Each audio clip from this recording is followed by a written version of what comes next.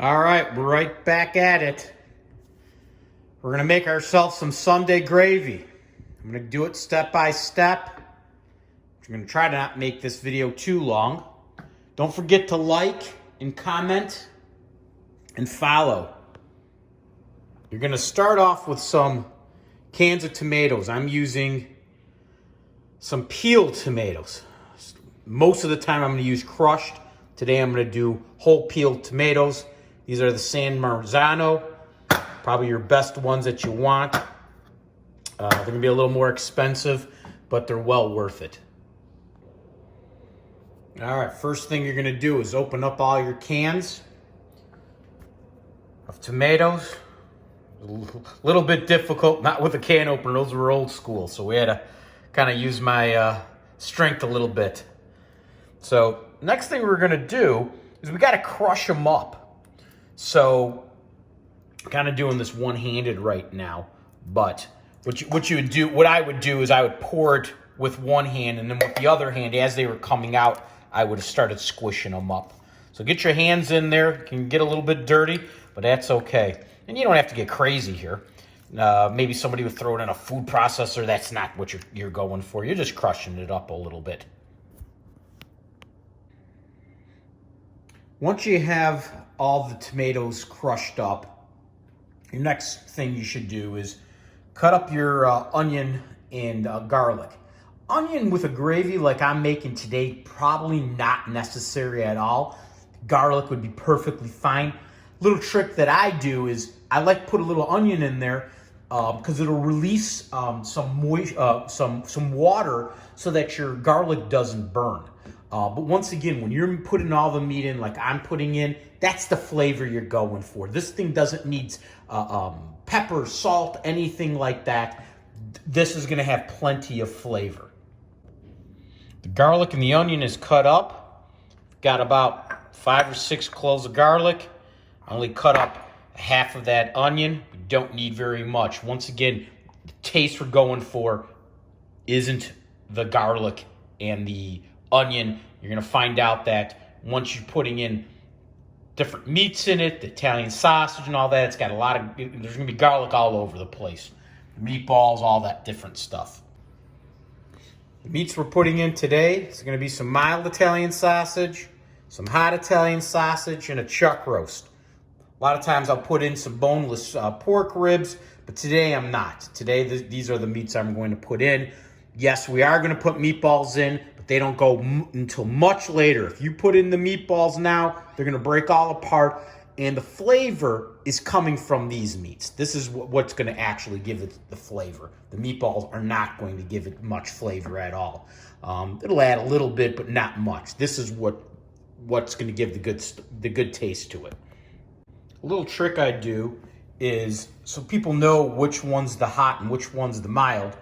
I'm going to cut the mild into larger pieces. I'm going to take the hot, I'm going to make it into smaller pieces so people know and can get the piece of sausage that they want. Some people don't like hot. Some people want the hot, so that's a little trick. Cut the chuck roast up into basically chunks. That's all you're looking to do. That gives great flavor in it, but of course the sausage, the pork, is what gives really the gravy taste that you're going for. Go ahead and coat the bottom of the pan with some olive oil, nice quality. You can see I'm using a pretty big pot. This is a 36 quart. I'm sure most of you don't have something this big, but that's what I'm using today. Just because I've got some extra meatballs I'm putting in there because I'm making a celebration dinner tonight for my wife's birthday, and I know she likes the meatballs. My daughter does too. So I want to make sure it all fits in there. Once your onions start sweating, go ahead and add in your garlic. Throw your garlic right in there. Once everything's kind of going, I'm not going to cook it very much because what I'm going to do, once again, I do things different every time. I'm going to actually throw some of the meat, I'm going to put some of the meat in now and let that kind of be the base. So I've put the sausage all in there. So what we're going to just do is we're going to brown it up, and then we're going to start adding the tomatoes. Make sure you leave it down long enough, get a nice little brown. I want it to be burnt. You're not trying to cook it, but in a couple seconds I'll be starting to flip it. Okay, I'm starting to turn them. We'll continue doing that for maybe another 5 to 7 minutes, and we'll be ready to add the tomatoes. All right, once you get it browned a bit, it's going to be time to add the tomatoes. All right, here we go.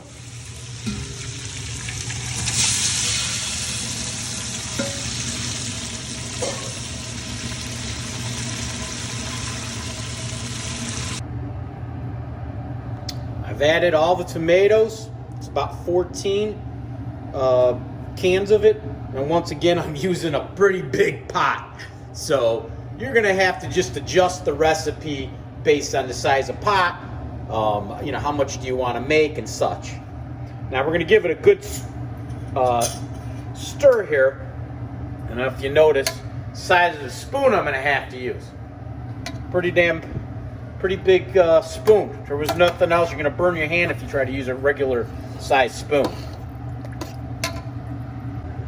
Now it's very important to continue stirring through this whole process. And you want to do it from the bottom. Try not to break any meat up, but from the bottom, because what you're going to find out is it's going to start building crust on the bottom, and you want to break that up, and you might want to make sure you don't burn the gravy. So what we're going to try to do now is just wait for it to come up to a boil. Now, I'm not going to do a full boil. You just want it to get very bubbly, and once again, slow process. This is a slow process. Let it build slowly, get it up high. Then what we're going to do is we're going to add some water to it, and then we're going to bring it up for a second, but high bubble. I don't want to call it a boil. And then we're going to go from there. Then we're going to add some meat. We're going to add meatballs way later, but let's just take our time on this. Just a little hint here. What I'll end up doing is just adding a little water in all of these. And then what I'll do is, just like with these, I'll add a little bit of water, end up with the amount of water I want, and then we're going to put it right in the pot. But we've got to give it some time. I keep mine, I want it on a medium, basically medium high at the most. My stove tends to be running a little bit hotter probably than some people's at home. But we're going to take it slow because I don't want to burn the bottom of it. So we got to take it slow. It's going to build up. It'll take a while. And we're going to just have a little bit of patience. But you can see it's already looking pretty good to me. All right, we're going to just keep on stirring it. Be patient. Bring it up. It's getting hot, so I can tell. Maybe another 7 or 8 minutes, and it's going to be ready to add the water. Let's check it out. All right, it's starting to get some good bubbles in it. Maybe another 2 minutes. It's going to be time to add the water. So all I did was take all those cans, pour a little water in it. The other containers, everything, kind of consolidated. Now you're going to ask me, how much water should you put in? No idea. You kind of got to have a feel for it. It's going to depend on how much you're making, how much more you're putting in. But that feels about right. Can't even guess what that is. That's got to be out of those cans, maybe about 3 cans worth of water. Don't want to put too much in, but you don't want too little either. And the whole purpose of adding the water isn't so it doesn't burn, and it can reduce and cook down properly. All right, we're going to go ahead and add that water. And just remember what it's going to do. It's going to bring the temperature back down, and we're going to have to just bring it right back up to a soft rolling.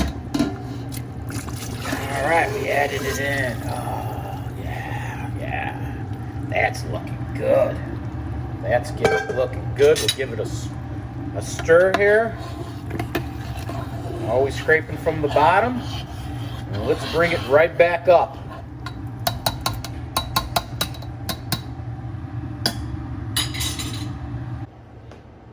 Next thing we're going to do is we're going to brown up this this chuck that I've cut up.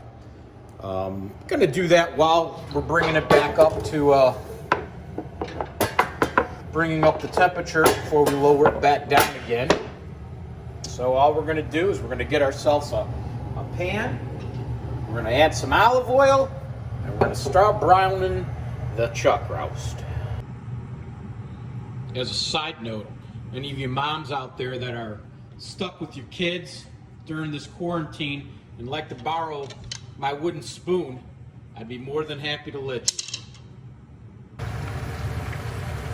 Once your oil gets hot enough, put the meat in and let's start browning it up. Keep an eye on that gravy, and once that thing gets up high enough, we're going to lower it back down, get that meat in there, and we'll be good to go for 2 to 3 hours. Keep browning up the meat, keeping an eye on your gravy, and keep on taking it slow. All right, the meat's browned up. It's time to add it right into the gravy. And I'll shake it off a little bit.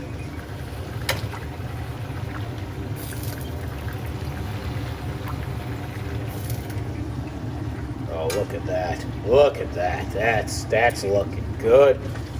We're almost to the point where we're going to lower it back down, put a cover on it, give it 2-3 hours. Of course, stirring it every so often, just depends, every 20 or 30 minutes. And making sure that nothing sticks on the bottom, but we're about ready to lower it back down. All right, it's perfect. We're gonna lower it down. We're gonna put the cover, but not on. Put the cover, stopping the splashing, and we're gonna control the heat. And of course, you never would want to put the cover on completely. You would totally ruin the gravy 100%. So we're gonna let this go and come back and check on it maybe in about 15-20 minutes. Let's check on it.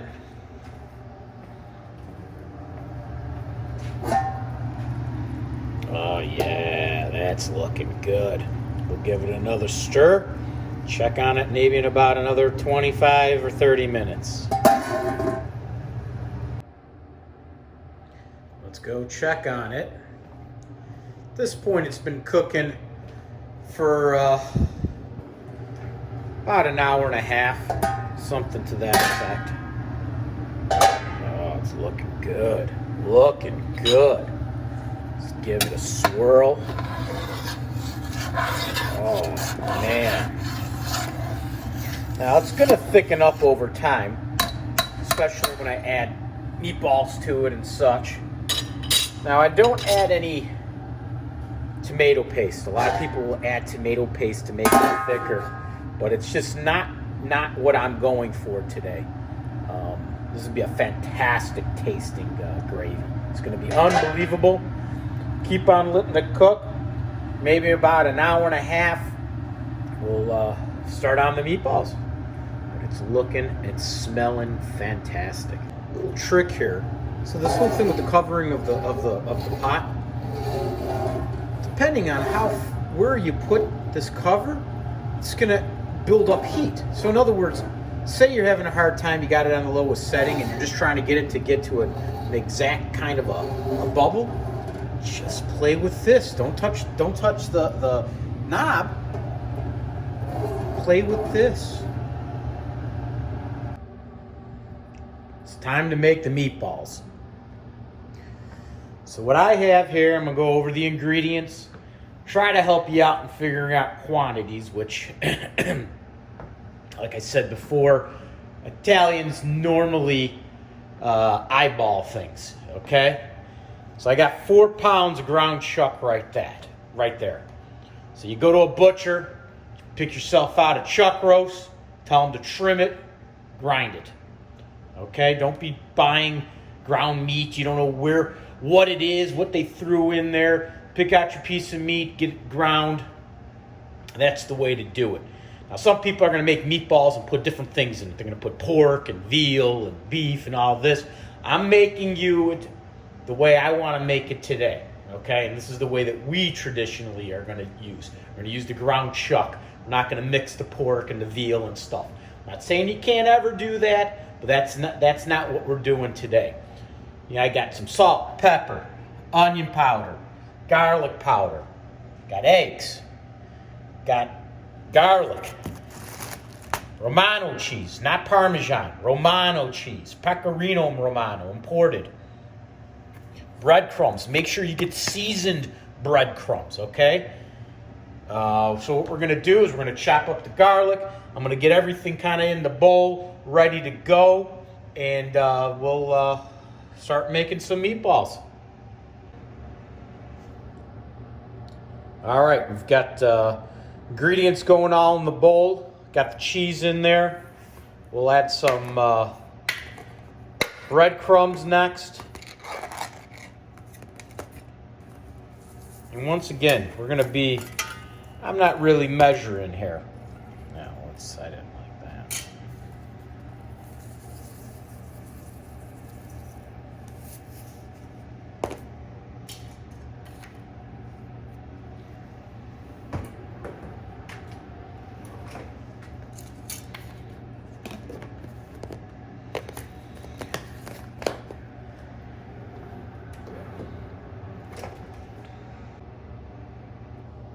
All right, we're starting to mix everything together. I've got the cheese, garlic, breadcrumbs are in there. Watch on the salt, how much salt you put in there. We're going to put some salt, but not a ton. Pepper, be liberal with it. Put a good amount of pepper in there. You almost can't overdo it. Try to make sure you put plenty of cheese in there too. Plenty. That's at least a cup, depending on how much ground meat you're going to do. We're going to also put probably, I'd say 1 egg per pound. I got 4 pounds. I'm going to do 4 eggs. Got to play around with it. If it's too wet, add some more breadcrumbs. If it's too dry, add an egg. That would be my best advice. We're about halfway through the mixing process. So like I said, just keep your eye on it. If it seems like it's too dry, add another egg. If it's when you get to the end and it's too wet, add some more breadcrumbs. Don't be afraid. This isn't an exact science. Have fun with it. Meatballs are mixed. Next job's going to be making it into meatballs, shaping them out. There's a little trick you might want to do. You take a little bit of olive oil and put a drop or two in your palm. Helps the process sometimes if your hands are too dry trying to form the meatball. All right. Made our meatballs. Tried to make them a consistent size. Came out exactly 24. Pretty good, pretty good. 4 pounds of meat. Say a couple cups of Romano cheese, probably 2 cups of breadcrumbs, and all the other ingredients to taste. Everybody's going to like it a little bit different. So we're going to go ahead and fry these up next. If you don't have one, try to get yourself a large, non-stick frying pan for this. That's going to be the best thing you could do. Get yourself some oil, olive oil obviously. Put it in there, heat it up. Make sure it doesn't get crazy temperature because you don't want the meatballs really to burn. And as you cook them, it's going to lower the temperature, but on the flip side, it's going to also get hotter. So you've got to adjust the temperature. You don't want to make a big mess, start splashing everywhere.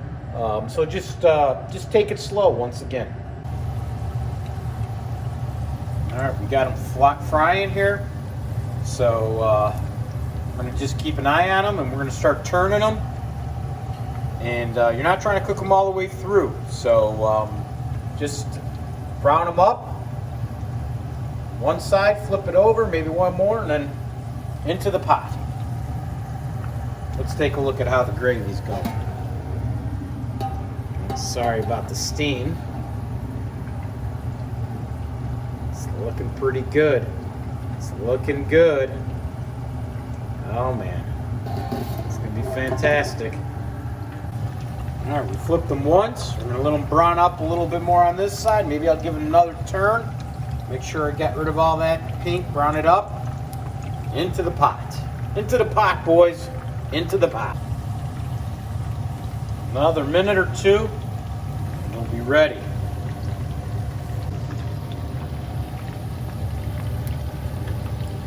They're ready to go. Get yourself a slotted spoon.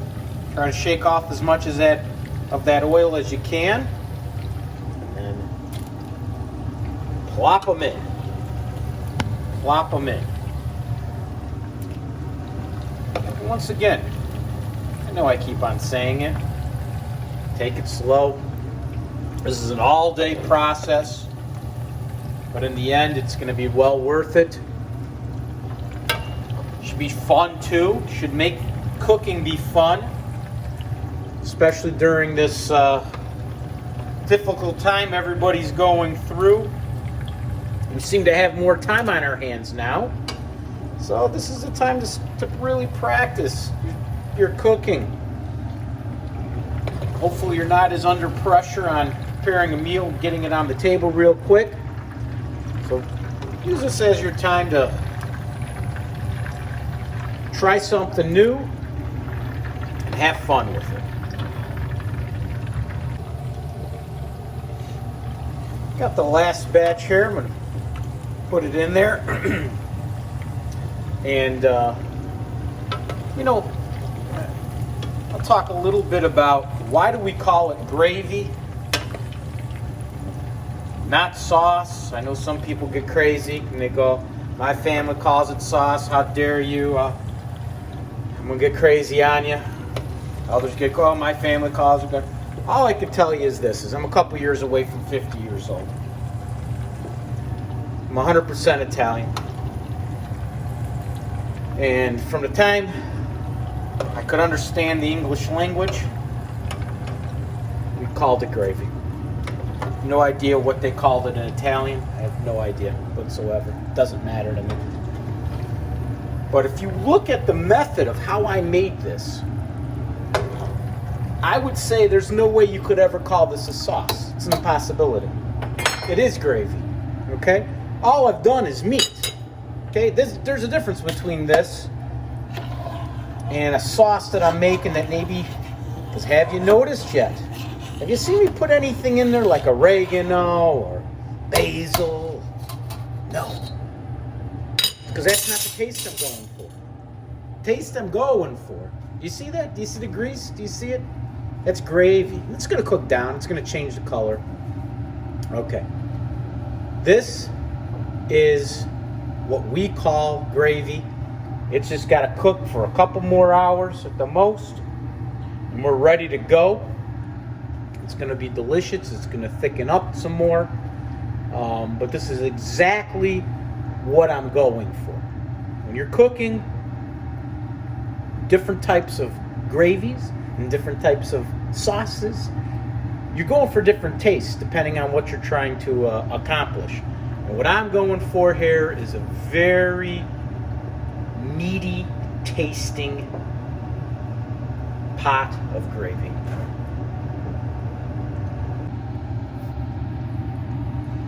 There's a little update. We'll come back when this thing is all done. Now what I want you to do is get yourself a cup of Romano cheese. Throw it in there. So while we've got about another 45 minutes for the gravy to be done, I thought I'd make up a nice antipasto here. We got some provolone, mozzarella, fontanella, fontina. We've got hot gabagool, prosciutto. We got Genoa salami. Got some pepperoni. Got some olives here. And some burrata. Looks fantastic. All right, the gravy is done. I'll probably turn it off in a minute or two, leave the cover off. I've got veal in the oven, got water boiling. As soon as that comes to a full boil, I'm gonna make some fettuccine, and I'll show you the final product when it's done. Just to show you the nice, the meat, that's what this is all about. Sausage. You got your meatballs. You got chunks of your chuck roast. Oh my God, there's the chuck roast back there. See the chuck roast back there. This is just looking beautiful. Cannot wait. All right, here's a taste tester. Thumbs up. Buon appetito. Manja. Thank you, everybody. Don't forget to like and follow. And also put comments. You can put suggestions on what you'd like to see in future videos. Take care, everybody.